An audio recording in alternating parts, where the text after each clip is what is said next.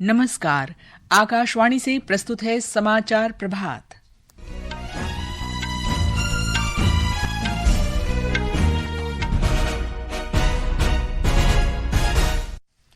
झारखंड में विधानसभा चुनाव के दूसरे चरण और महाराष्ट्र में एक चरण के मतदान के लिए प्रचार तेज। वरिष्ठ भाजपा नेता और प्रधानमंत्री नरेंद्र मोदी आज महाराष्ट्र में 3 रैलियों को संबोधित करेंगे।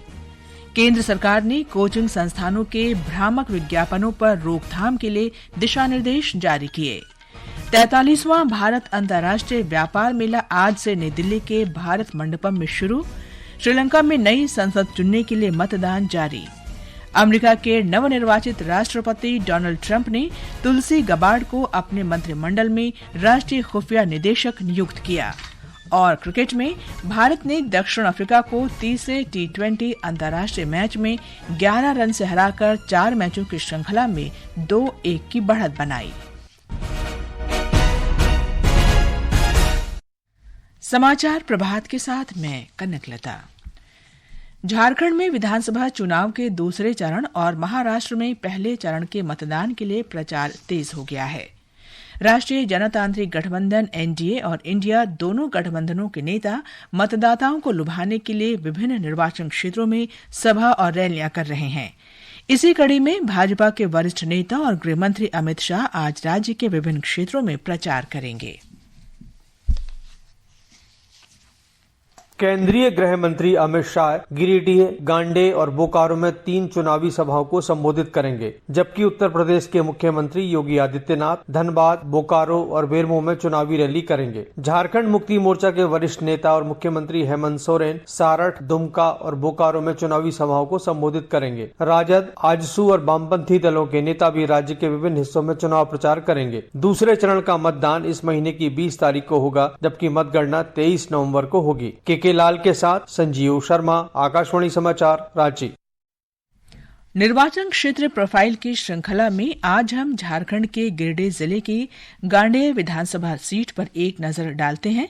गांडेय में विधानसभा चुनाव के दूसरे चरण में इस महीने की 20 तारीख को मतदान होगा। गांडे सामान्य विधानसभा क्षेत्र है। कल्पना सोरेन मुर्मू यहाँ से झारखंड मुक्ति मोर्चा की निवर्तमान विधायक हैं। भाजपा ने इस बार मुनिया देवी को यहाँ से उम्मीदवार बनाया है। वह पहली बार चुनाव लड़ रही हैं। झारखंड मुक्ति मोर्चा को इस सीट पर 6 बार सफलता मिली है। मुख्य मुकाबला झारखंड मुक्ति मोर्चा की कल्पना सोरेन मुर्मू और भाजपा की मुनिया देवी के बीच है। पलायन, बेरोजगारी और शिक्षा इस क्षेत्र के प्रमुख मुद्दे हैं। अब देखना है कि कल्पना सोरेन मुर्मू अपनी सीट बरकरार रख पाती हैं या भाजपा की मुनिया देवी अपना खाता खोलने में कामयाब होती हैं। आकाशवाणी समाचार के लिए रांची से कृष्ण कुमार लाल।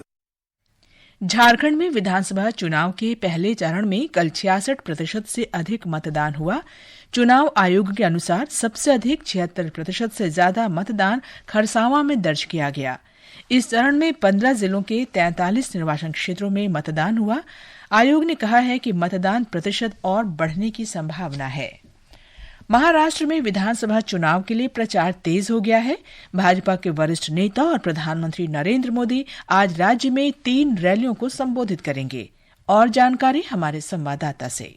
प्रधानमंत्री और वरिष्ठ भाजपा नेता नरेंद्र मोदी आज छत्रपति संभाजी नगर और पनवेल में चुनावी रैलियों को संबोधित करेंगे। श्री मोदी मुंबई के छत्रपति शिवाजी पार्क में भी एक रैली को संबोधित करेंगे और ऐसा बताया जा रहा है कि महायुति गठबंधन के तमाम बड़े नेता इस रैली में उपस्थित रहेंगे। केंद्रीय मंत्री नितिन गडकरी धाराशिव, सोलापुर और सांगली में सार्वजनिक सभाओं को संबोधित करेंगे। दूसरी ओर लोकसभा में विपक्ष के नेता राहुल गांधी आज नंदुरबार और नांदेड़ में चुनाव प्रचार करेंगे। शिवसेना यूबीटी प्रमुख उद्धव ठाकरे छत्रपति संभाजी नगर और अहिल्यानगर में चुनाव प्रचार करेंगे। प्रार्थना, आकाशवाणी समाचार, मुंबई।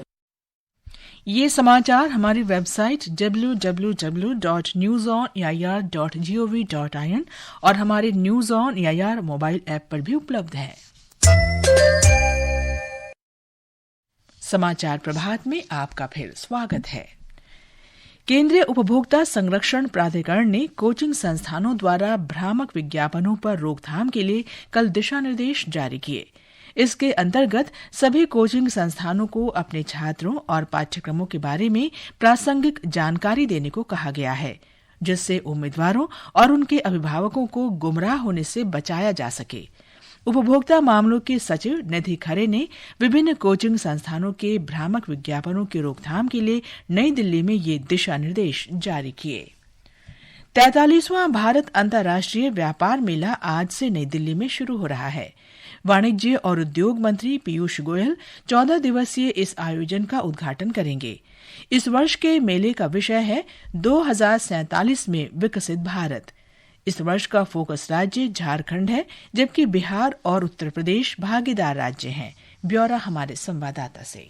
अंतर्राष्ट्रीय व्यापार मेले में इस वर्ष चीन, मिस्र, ईरान, दक्षिण कोरिया, थाईलैंड, तुर्की और संयुक्त अरब अमीरात समेत 11 देश भाग ले रहे हैं। मेले के पहले 5 दिन 18 नवंबर तक केवल व्यापारिक गतिविधियों के लिए निर्धारित किए गए हैं। आम लोगों के लिए मेला 19 नवंबर से शुरू होगा और 27 नवंबर तक खुला रहेगा। आकाशवाणी समाचार से बात करते हुए भारत व्यापार संवर्धन संगठन के महाप्रबंधक शंकरानंद भारती ने इस वर्ष के मेले की मुख्य विशेषताएं और मेले में आगंतुकों के लिए उपलब्ध सुविधाओं के बारे में बताया है। हमने मेले के दौरान किसी भी प्रकार के मेडिकल असिस्टेंस की आवश्यकता यदि पड़ती है तो उसको ध्यान में रखते हुए फर्स्ट एड बूथ 5 अलग अलग लोकेशंस पे लगाए हैं। एम्बुलेंस किसी भी प्रकार की मेडिकल एड के लिए वहाँ उपलब्ध हैं। इसके अतिरिक्त जो दिल्ली सरकारी अस्पताल हैं उनके साथ भी हमने अलर्ट मोड पे रखा है किसी भी एक्सीजेंसी से निपटने के लिए। वरिष्ठ नागरिकों और दिव्यांग जनों के लिए मेले में व्यावसायिक और गैर व्यावसायिक दोनों दिनों में प्रवेश निःशुल्क रहेगा। रईसुद्दीन रियान के साथ भानु प्रताप सिंह, आकाशवाणी समाचार, दिल्ली।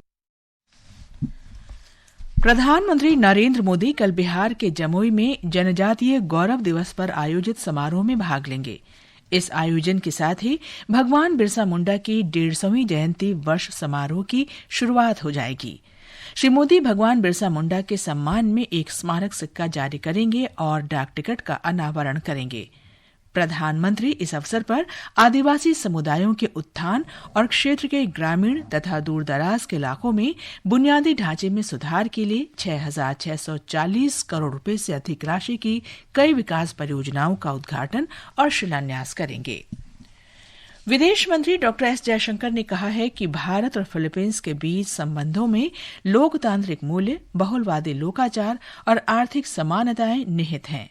भारत फिलीपींस राजनयिक संबंधों के 75 वर्ष पूरे होने के अवसर पर कल नई दिल्ली में एक कार्यक्रम को संबोधित करते हुए डॉक्टर जयशंकर ने कहा कि दोनों देश अंतर्राष्ट्रीय कानूनों, मानदंडों और नियमों को बनाए रखने के लिए प्रतिबद्ध हैं। विदेश मंत्री ने कहा कि प्रधानमंत्री नरेंद्र मोदी और राष्ट्रपति फर्डिनेंड मार्कोस के प्रयासों से ऐसा संभव हो पाया है। पंचायती राज मंत्रालय आज नई दिल्ली में वित्त आयोग के 1 दिवसीय सम्मेलन का आयोजन करेगा। इसका विषय विकास के लिए वित्तीय शक्तियों का विकेंद्रीकरण है। ये सम्मेलन ग्रामीण स्थानीय निकायों के लिए धन के प्रभावी ढंग से आवंटन में राज्य वित्त आयोगों की भूमिका पर चर्चा करने और इसमें वृद्धि के लिए प्रमुख हितधारकों को एक साथ लाएगा। सूचना और प्रसारण मंत्रालय में सचिव संजय जाजू ने गेमिंग, एनिमेशन और मनोरंजन उद्योग के पेशेवरों तथा विशेषज्ञों से अगले साल 5 से 9 फरवरी तक दिल्ली में होने वाले विश्व ऑडियो विजुअल एंटरटेनमेंट शिखर सम्मेलन में भाग लेने की अपील की है। उन्होंने कहा कि सूचना और प्रसारण मंत्रालय का ये प्रतिष्ठित सम्मेलन वैश्विक स्तर पर अपनी तरह का पहला आयोजन है। श्री जाजू ने हैदराबाद में India game developers conference IGDC में कहा कि यह उच्च श्रेणी का कार्यक्रम पूरे मीडिया और मनोरंजन जगत के लिए दुनिया का सबसे बड़ा सम्मेलन होगा। उन्होंने कहा कि प्रधानमंत्री नरेंद्र मोदी विस्तृत सत्र में भाग लेंगे, जबकि केंद्र सरकार के कई अन्य मंत्री भी इस सम्मेलन में शामिल होंगे। श्रीलंका में आज नई संसद चुनने के लिए वोट डाले जा रहे हैं। मतदान सुबह 7 बजे शुरू हुआ और ये शाम 4 बजे तक चलेगा। संसद की 225 सीटों के लिए कुल 8,800 उम्मीदवार मैदान में हैं। एक रिपोर्ट। श्रीलंका की नई सरकार के भविष्य की दिशा में ये संसदीय चुनाव काफी महत्वपूर्ण माने जा रहे हैं। संसदीय बहुमत से राष्ट्रपति दिसानायक को उन लोकप्रिय उपायों को लागू करने में मदद मिलेगी जिनका उन्होंने वादा किया था। सत्तारूढ़ पार्टी को सजित प्रेमदासा के नेतृत्व वाली सामागी जनबल वेगया और पूर्व राष्ट्रपति रानिल विक्रमसिंघे के नेतृत्व वाली न्यू डेमोक्रेटिक फ्रंट सहित विरोधी दलों से चुनौतियों का सामना करना पड़ रहा है। चुनाव प्रचार के दौरान आर्थिक संकट, महंगाई और IMF बेलआउट से जुड़ी कठोर नीतियों के कारण बढ़ी हुई आर्थिक चिंताएं प्रमुख चर्चा के विषय रहे हैं। अहमद मोइन फारूकी, आकाशवाणी समाचार, कोलंबो। अमेरिका के नवनिर्वाचित राष्ट्रपति डोनाल्ड ट्रंप ने अपने मंत्रिमंडल में पूर्व डेमोक्रेट तुलसी गबार्ड को राष्ट्रीय खुफिया एजेंसी के निदेशक पद के लिए नामित किया है। 4 बार की संसद सदस्य और वर्ष 2020 में राष्ट्रपति पद की उम्मीदवार सुश्री गबार्ड हाल ही में डेमोक्रेट से रिपब्लिकन सदस्य बनी हैं। श्री ट्रंप ने सांसद मैट गेट्स को अमेरिका के अटॉर्नी जनरल के रूप में नामित किया है। अमेरिका के नवनिर्वाचित राष्ट्रपति ने सेनेटर मार्को रूबियो को विदेश मंत्री नियुक्त करने की भी घोषणा की है। जम्मू कश्मीर में सुरक्षा बलों ने कुलगाम जिले के सुध सोना बेहिबाग इलाके की घेराबंदी कर आज सुबह फिर से तलाश अभियान शुरू किया। कल दोपहर बाद इस इलाके में आतंकवादियों तथा सुरक्षा बलों के बीच गोलीबारी हुई थी। पुलिस सूत्रों ने बताया कि इस इलाके में फंसे हुए आतंकवादियों को पकड़ने के लिए अतिरिक्त बल बुलाए गए हैं और घेराबंदी को और मजबूत किया जा रहा है। अभी तक दोनों तरफ से किसी के हताहत होने की कोई खबर नहीं है। आज विश्व मधुमेह दिवस है। मधुमेह की रोकथाम, शीघ्र निदान, प्रभावी प्रबंधन और देखभाल तक समान पहुंच में व्यापक कार्रवाई की तत्काल आवश्यकता को उजागर करने और जागरूकता बढ़ाने के उद्देश्य से ये दिवस मनाया जाता है। एक रिपोर्ट। इस वर्ष विश्व मधुमेह दिवस का विषय अवरोधों को तोड़ना और अंतरालों को कम करना है। यह विषय मधुमेह से पीड़ित प्रत्येक व्यक्ति की उच्च गुणवत्ता वाले किफायती उपचार तक पहुँच सुनिश्चित करता है और देखभाल में असमानताओं को दूर करने के लिए सरकारों, स्वास्थ्य संगठनों और समुदायों के बीच सहयोग पर जोर देता है। 2023 में प्रकाशित भारतीय चिकित्सा अनुसंधान परिषद की एक रिपोर्ट के अनुसार भारत में लगभग 10 करोड़ 10 लाख लोग मधुमेह से पीड़ित हैं। समाचार कक्ष से आनंद पाठक। मौसम विभाग ने आज तमिलनाडु, पुदुचेरी, कराईकल, केरल, माहे, तटीय आंध्र प्रदेश, यनम और दक्षिणी भीतरी कर्नाटक में गरज के साथ तेज बारिश का अनुमान व्यक्त किया है। इन क्षेत्रों में 16 नवंबर तक बारिश जारी रहने की संभावना है। वहीं कोंकण, गोवा, मध्य महाराष्ट्र और रायलसीमा में भी आज गरज के साथ बारिश हो सकती है। दिल्ली राष्ट्रीय राजधानी क्षेत्र में हवा की गुणवत्ता गंभीर बनी हुई है। आज सुबह 7 बजे वायु गुणवत्ता सूचकांक AQI 432 रहा। सेंचुरियन में खेले गए तीसरे T20 अंतर्राष्ट्रीय क्रिकेट मैच में भारत ने दक्षिण अफ्रीका को 11 रन से हरा दिया है। भारत ने मेजबान टीम को 220 रन का लक्ष्य दिया था। जवाब में दक्षिण अफ्रीका की टीम 7 विकेट के नुकसान पर 208 रन ही बना सकी। ये समाचार हमारी वेबसाइट www.newsonair.gov.in और हमारे news on AIR mobile app पर भी उपलब्ध हैं। और अब आज के समाचार पत्रों की सुर्खियों के साथ हैं आकर्षिता सिंह। धन्यवाद कनकलता।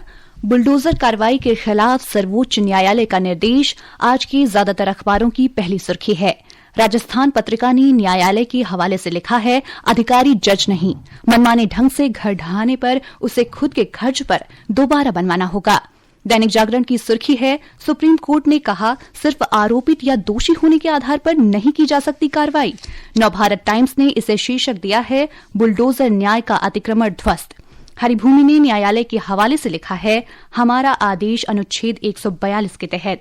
जनसत्ता की हेडलाइन है, देश में सबसे प्रदूषित रही राजधानी दिल्ली की वायु गुणवत्ता इस मौसम में पहली बार गंभीर श्रेणी में पहुंची। 116 दिन दमघोंटू हवा के। राष्ट्रीय सहारा लिखता है, एयर इमरजेंसी के हालात। दैनिक ट्रिब्यून ने लिखा है, सिटी ब्यूटीफुल, चंडीगढ़ का भी दिल्ली जैसा हाल। हिंदुस्तान ने दिल्ली के रोहिणी में डिजिटल अरेस्ट कर एक बुजुर्ग से 10 करोड़ रुपए ठगे जाने का समाचार पहले पन्ने पर दिया है। हरियाणा में सरकारी नौकरियों में अनुसूचित जाति और अनुसूचित जनजाति आरक्षण में कोटा व्यवस्था लागू होने का समाचार भी अखबारों में है। कश्मीर के ऊंचे इलाकों में हिमपात पर देशबंधु के शब्द हैं, बर्फ से सफेद होने लगे पहाड़। अंत में मुख्य समाचार एक बार फिर। झारखंड में विधानसभा चुनाव के दूसरे चरण और महाराष्ट्र में एक चरण के मतदान के लिए प्रचार तेज। वरिष्ठ भाजपा नेता और प्रधानमंत्री नरेंद्र मोदी आज महाराष्ट्र में 3 रैलियों को संबोधित करेंगे। केंद्र सरकार ने कोचिंग संस्थानों के भ्रामक विज्ञापनों पर रोकथाम के लिए दिशा निर्देश जारी किए। 43वां भारत अंतर्राष्ट्रीय व्यापार मेला आज से नई दिल्ली के भारत मंडपम में शुरू होगा। श्रीलंका में नई संसद चुनने के लिए मतदान जारी। अमेरिका के नवनिर्वाचित राष्ट्रपति डोनाल्ड ट्रंप ने तुलसी गबार्ड को अपने कैबिनेट में राष्ट्रीय खुफिया निदेशक नामित किया। इसके साथ ही समाचार प्रभात का ये अंक समाप्त हुआ। नमस्कार।